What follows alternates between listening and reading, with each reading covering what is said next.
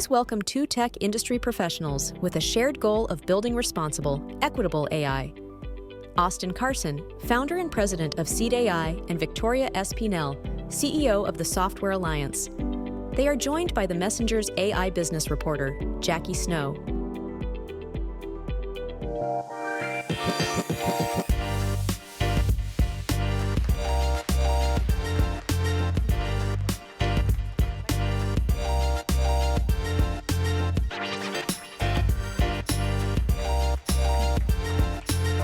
Hello again, everyone. Austin, Victoria, thank you guys so much for being here and talking with us today. I have a question to start it off with both of you. I want to hear your thoughts on what you see are concrete steps that we can take right now to create more representation in AI. Maybe Victoria, you want to start? So I think it starts with the companies that are building AI and making sure that their teams are diverse in every possible meaning of that word. And I think it's important for any kind of software that you're creating, or really any tool that you're creating, to have a broad range of perspectives. So AI is among those. Potentially even more important than others. But honestly, I would say, I think AI, like any other tool, you need to have a broad range of perspectives, or it's not going to be as good as you want it to be. And that's true of everything that we do, including public policy here in Washington, D.C. Yeah, I think that's exactly right. I would say from like a policy tool or like mechanism perspective, the NARE, which is obviously so like weirdly fond, near and dear to my heart, that I decided to brand it, which thanks NSF for being cool with that. But it's the National AI Research Resource. It takes the core components that are necessary to create, develop, and test AI, and allows you to make them available to a broader universe of people by having a distributed network that has a single access point, much, much easier, and then it removes the barriers to participation. But that as a tool is meaningless without the work on the ground and the stuff in the communities to support that as well. So this National Science Foundation was founded on this idea of the missing millions, people all across the country that were left out as both like humans that have lives and would like to be I'd like to see benefited, and as a national asset, right? And so I think this stuff we're looking at today with the NARE and Chips and Science are all actually, in a lot of ways, primed and ready to accomplish that goal. Mm-hmm. Victoria, maybe, as we're talking about it being like the technology companies, maybe you could talk a little bit more about like, what are those steps? Is it having like people going out and So I think if one of your questions is how to reduce bias and discrimination in AI, which obviously is kind of one of the big focuses and important things, I would say a couple things. One, you said the tech companies. I actually think it's a issue that every company today should be thinking about very seriously, because whether you're developing AI or you're using AI, you need to ensure that there's not bias and discrimination to the extent possible. But the good news is there are real practical things that companies can do to reduce bias and discrimination.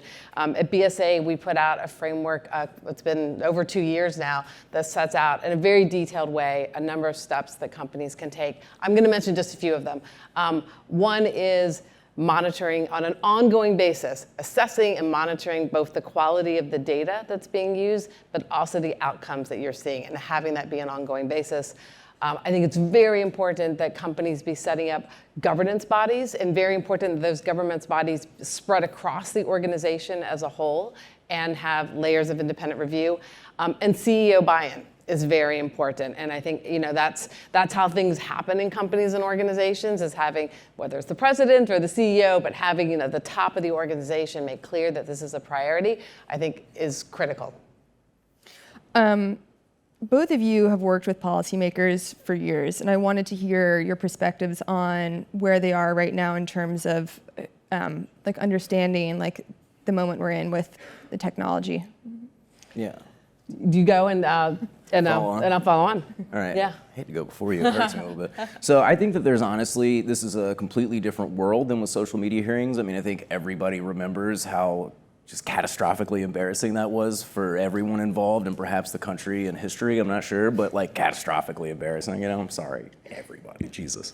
But I think this round folks have learned that lesson to a large extent. So I do a lot of work with the Woodrow Wilson Science Technology Innovation Program's AI Lab, which has had I think maybe more than 1,000 congressional staff and executive staff come through and do a 6-week course that's 2 hours on a Friday, and you could not have paid me to do that when I was on the Hill. I honestly am staggered by it, and I love thinking about this stuff, And so I have noticed, especially as kind of like the Insight forums have rolled on and folks have started working on their own legislation, and I run back into those staff over the months, there's some very legitimately sophisticated ideas going on, and it's always hard to translate that to legislation, but I would say look at that as there are a few other initiatives like that we have partnered actually with BSA on in the past to bring in these experts and help educate, but that's not all that's happening. There's a lot behind the scenes, and I'm proud of them.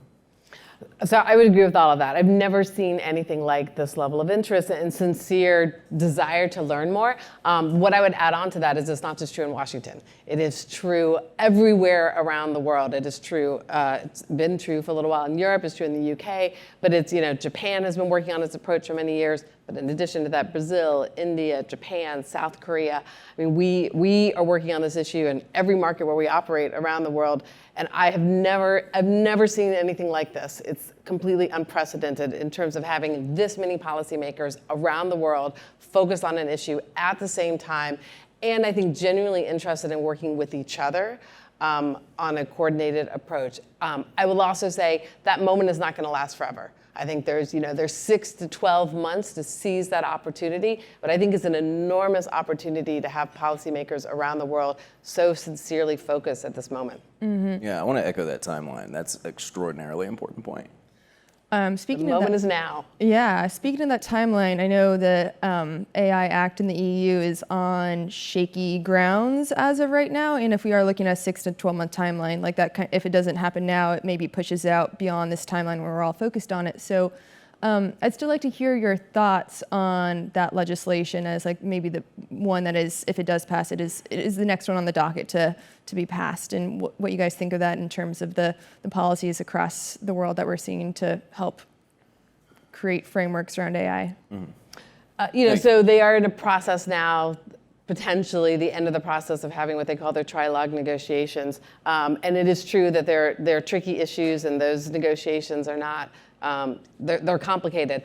I would still predict that they come to a solution at some point. I know they would really hope to by the end of the year. Maybe it gets kicked out a little bit further, but I would bet that they do, and that the EU AI Act does pass, and then there'll be a process where it gets implemented in the European member states over the next couple of years.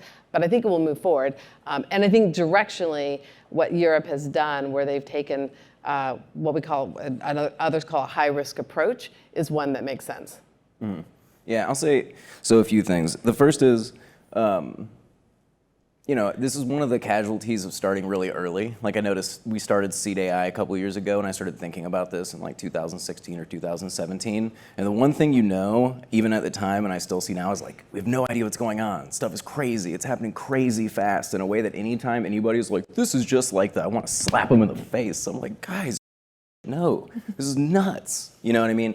And so I do give the EU credit for what they did in terms of let's at least look at the end point of this, since the technology itself is moving and kind of confusing. And I think as a general matter, that is good. The nature of the way their law works is kind of dicey for this. And there's a couple other things. The first is their approach to open source, at least in my conversations, has been a little wacky in the context of, I mentioned this to Dragos, first of all, the open source AI community and AI research has been one of the biggest drivers of innovation in the space, if not, obviously actually the largest driver in the space. The second thing is, if you should support it, but if you try to control it, you'll need a global totalitarian police state. Bruce Schneier, just for encryption, printed out PGP and shipped it across the ocean.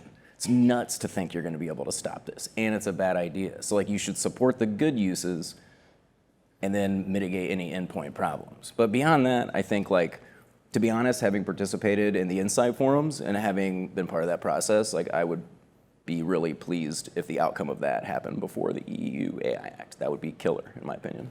I think the EU, as you said, the EU started on this some time ago, and so they were fairly far down the road when ChatGPT was commercially launched, and then that has sort of put a little bit of a hiccup into the process as they're thinking about whether or not what they've done is fit for that or how it needs to be changed. So, it's complicated, the situation that they're in. But I would still stick to my prediction that they will come up with an assessment that will be the basis of a negotiation and move forward. And I would also predict that the next commission, so the whole European Commission government is essentially going to turn over next year. I would also bet this could be AI regulation is going to be high on the agenda for the next European Commission, and they're going to start another round of regulation on potentially another comprehensive bill or potentially on a few specific issues. Yeah. But I think EU regulation on AI is not over. Well, she knows like 100 times more about this process than I do, so definitely whatever you said. Yeah, just maybe like an iteration process to like whatever, new models come out next year, the ones after, what they've learned from what they passed this time around, which maybe didn't take into account foundational models. Right, or other issues that just they didn't have time to adequately address that may not be specific to foundation models. It also gives the rest of the world a chance to watch what's happening in Europe and learn from it. So. Yeah, and I wanted to follow up on that. So we're seeing engagement here in DC with like learning about the technology, but in terms of like getting things, laws written and discussed, like where do you think the U.S. is in terms of like creating some good regulations to start to consider in Congress? Well, I mean, the U.S. is very, very active, right? And so I think, when people say legislation in the United States, their mind often goes to Congress for understandable reasons. And there is a lot of activity in education going on inside of Congress. But there also, as you're well aware, the White House, the administration put out an executive order that has a lot in it. And then there's what's happening at the state level. And at the state level, legislation is moving. It is going into effect and a force. So there's going to be legislation and regulation in the United States. At BSA, we think it would be helpful for Congress to be passing legislation. And we have detailed thoughts on what that should be. But legislation and regulation in the United States is going to happen. The question is, does it happen in all three places at the same time? And how to try to keep that consistent or reasonably consistent. Yeah, I'll say a couple things. First is, I do think that there's been meaningful progress. I mean, we don't have draft text out from like the big deal in the Senate, but we have several different pieces of legislation. But to Victoria's point, the movement of the administration has been more significant than reported upon. Like the AI Bill of Rights was like 72 pages, which messed with everybody. Everybody's expecting like 10. And then the EO comes out and there are rumors that it was just gonna be like general, like, I don't know, agencies try your best. And then it's 100 pages long. And it's substantive and it follows a lot of work that's happened in the background. So I think about it more and explain to folks it more like AI policy than AI legislation, in the sense that we are having this emergent, which I think it should be and kind of is necessarily based upon the nature of the circumstances, but kind of emergent AI policy and regulations coming out of, I think what you can look at as almost like fertile ground or a dartboard, right? I mean, you look at the EO, there's like 100 deliverables that come out of it. Everything in the regulatory world kind of has that right now. So whatever can stand up, whatever works, we'll know to kind of make permanent, or at least semi-permanent, and then move forward on. But I think to Victoria's point, I would look for pretty soon there to be action, and I would look for it to be like serious and substantive. And finally, the AI lab, it's been 50-50 executive and congressional. And so that shows you the interest. You got 500 folks on both sides that have cared enough to do a 6-week class on this thing, which may not sound like a lot, but y'all do not know how little time they have. Just one more thought on the state level. We, BSA, we put out an assessment a couple of weeks ago of what's happening at the state level, and the amount of legislative activity this year compared to last year is up four times, 440% more activity at the state level than last year. And there were things going on last year too. So it's just an explosion of activity. Mm-hmm.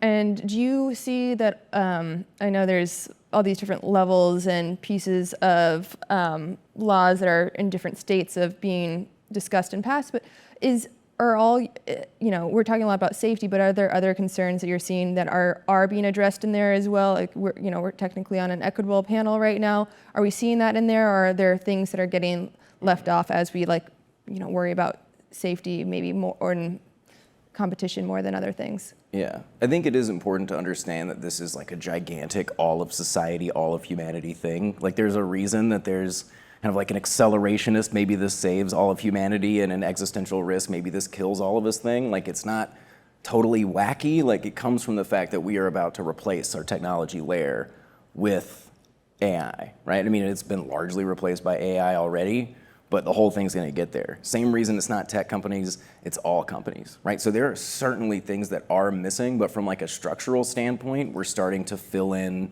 the gaps. I would say to the question of bias and representation and inclusion, I was very pleased to see some of the provisions in the executive order that explicitly said, hey, prioritize people who haven't been able to be involved. Create these resources that need to be created and put governance mechanisms in place and try out different types of governance mechanisms to make sure that folks can actually be represented, have opportunity at the real level. I'll tell you. Truly participate. Yeah, truly participate. I was gonna tell you, like, one of our key partners, his name is Tyrance Billingsley II, which kicks. If I ever have a kid and want to name him after myself, it will definitely be the second and not Junior. Why did we do that? That was crazy.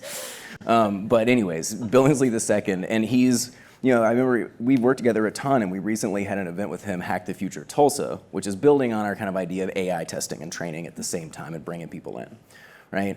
And he said something that'll always stick with me, which was, what you do for me without me, you do to me, right? And so as we went on and continued to work together, not only do we kind of try to let folks in different communities tell us what they want and how they want to accomplish it, but I chose to give him actual power over me, right? He's on my board for a reason, and not because I'm like, oh, I'm gonna prove a point, it's my advisory board. Like, he can fire me, right? And there's a reason for it, because I trust him, right? I trust his ability to oversee me, and I think if we look at what needs to still be done in the federal government, it needs to be centering that as a concept. It needs to be saying, like, we're not here to be like, hey, you guys, we're gonna try to help you do your best. Like, let people be in charge of their futures. Censor myself for you guys. Like, that's kind of step one. We had a question sent in. I'm wondering if we can play the audio of that for the panel. Hi, I'm Christopher Coy, and I'm a policy staffer with Representative Summerlee, who represents Pennsylvania's 12th congressional districts. I want to ask that how can we ensure that AI technologies don't further exploit Black and brown individuals for the profit of white male-dominated industries? I'll just point backwards. Yeah, okay. So, did you have any? Right, I mean, I think it's a lot of the things that it's a great question. I think it's a lot of things we've been talking about. But I guess, here are one way to think about it. I think there are things that companies can do in terms of how they actually develop or use AI that are very important to try to avoid skewed outcomes. And then there is the participation in the actual process. And both of those things are important. Yeah, I'll actually add something to that too, which is, while I do respect that there will be times where technology was perhaps so powerful that we should keep it in some more secure area, which is also, I'm like, I don't know, the Nair, if we could build it, guys, please. But I do think that there's a real danger of, like, white dudes that look like me, who've been on the internet for sorry guys, that time, who are sitting here and saying, well, only we can be trusted with this. I mean, I'd love to let people that don't look like me participate, but only we. And the thing I do love about a lot of people in this nerd community is they know it too. A lot of them don't, a lot of them do, right? But if we try to keep everything behind a walled garden, and this is another one of my concerns with, like, not supporting and taking any dangerous action against open source, but in general, I think we need to get closer and closer to even the large corporations figuring out how to be comfortable with the idea of having people inside their walled garden in a limited, like, constructive, protect whatever the things Victoria says that I largely agree with, but I'll fight you on one just for fun, thing that they can have, right? Because that's real. I mean, the AI Red Team that we did at DEF CON, where the companies put their own models in and let folks from Tyrance's organization, Black Tech Street, and others actually try to break them, like, that's a part of that, right? But that type of joint participation is critical. Great. Well, we have time for maybe one question. All right, can someone bring her a microphone over here? It's coming up behind you.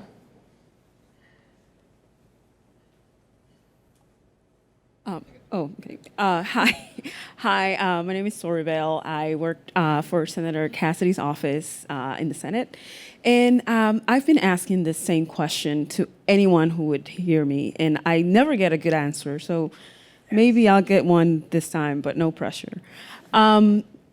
So with the executive order, we've seen an obsession with high school immigration, but not enough focus on cultivating our own talent, especially talent that is underrepresented, like, just following up on what Austin said.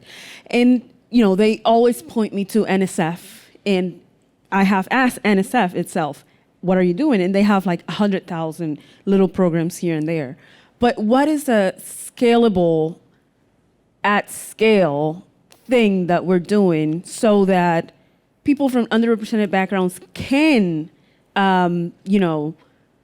take these jobs that are high paying, that are good, and not just, people from two countries, China and India, who are the ones that get all the H-1Bs. So please, if anyone has anything, I would love that.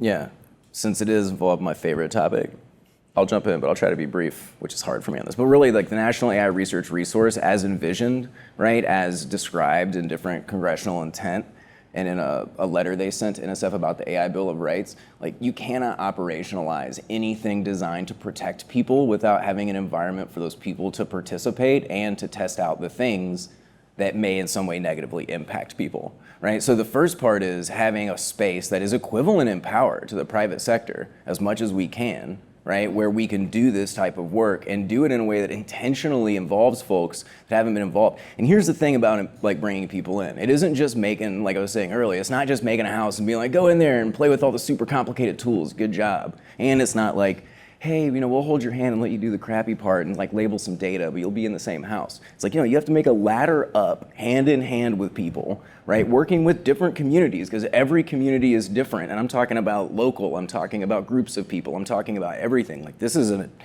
diffuse atomic type of operation that has to happen.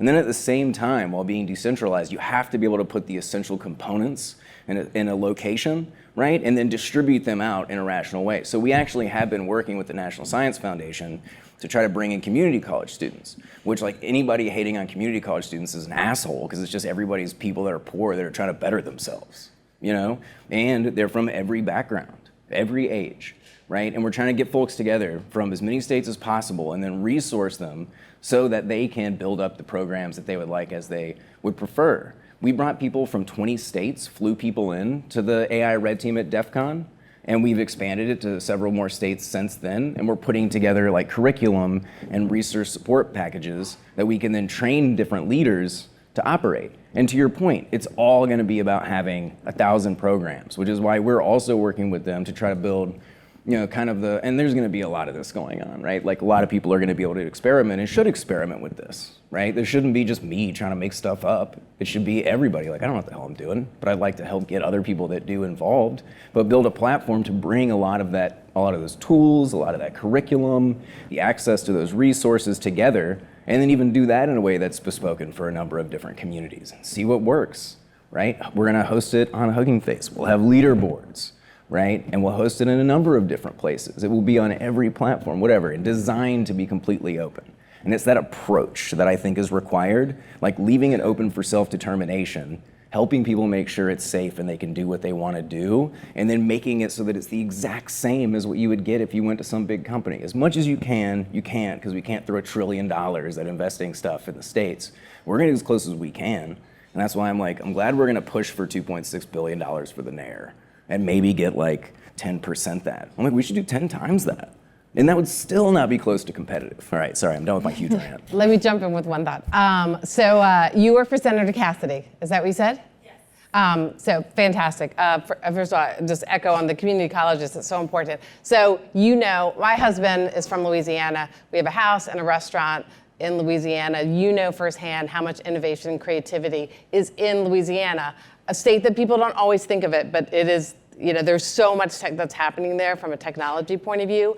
And the point that I wanted to make is I think there's a real opportunity in our country over the last few years that came out of the pandemic, which is the ability to decentralize the teams that are working on these and therefore spread out the benefits of jobs across the United States, get them out of the tech hubs into all parts of the United States. Obviously, there's a big training component there to make sure people have the skills. But there's an opportunity for jobs now across the United States in a way that there wasn't 4 or 5 years ago. And I think that is something that we're starting to see companies already embrace.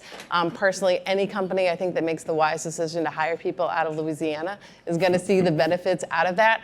But you don't have to get people to leave Louisiana. Right now, we can hire people in Louisiana to do those jobs, and I think that's incredibly important.